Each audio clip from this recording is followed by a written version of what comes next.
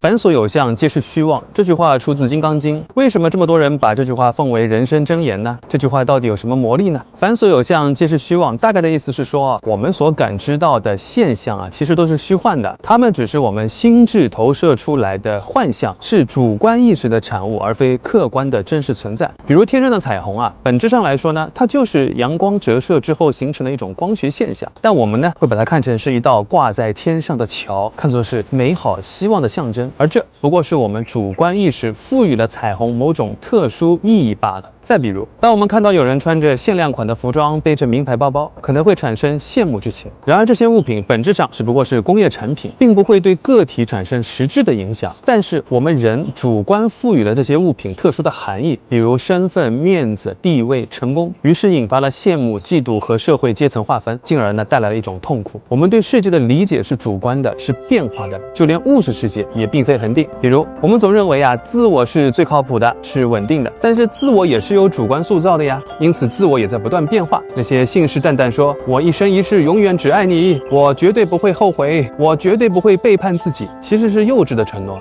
他们没有认识到自身也在一刻不停的变化，即便是山川河流大海，甚至是整个宇宙，也都会随着时间的推移而消逝毁灭。因此佛教认为一切现象，包括物质世界、主观世界，都是无常的，都在不断的变化和消逝中。一个人想永远的占有某种东西，想永远的拥有某种情感，其实是徒劳，因为他们最终都会消失，就连这个人本身也会消失。这种虚妄观听起来好像挺丧的，但它却实实在在可以激励我们，帮助我们摆脱对物质世界的执着，减少痛苦和烦恼，培养内心的平静和喜悦。那具体可以怎么做呢？首先呢，放下执念，不要执着于为什么他不喜欢我为什么他要和我分手不是说要一辈子在一起吗？为什么他就混得比我好呀？为什么他比我有钱为什么他的职位比我高这些都是我们主观创造出来的概念所产生的烦恼。其次呢，我们应该专注于内在。既然外在的世界是虚幻的，也把握不住，那不如专注于内心的修行。比如可以通过正念冥想回归自我，我们还可以培养小我甚至是无我的状态，想象自己就是这个世界上的一粒尘埃，发生任何事情都是宇宙的安排，我坦然接受。第三，活在当下，因为过去和未来都是无常的，沉湎过去担忧未来都没有意义，只有此时此刻才是真实的。那如果我们能够真正领悟到凡所有相皆是虚妄，并做到上面这几点，也许就可以走向觉悟和解脱。以上呢是我最近读完一本书之后的感悟，这本书呢叫做《打开金刚经的世界》，相信这本书呢也一定可以帮助到你破除烦恼，切断痛苦，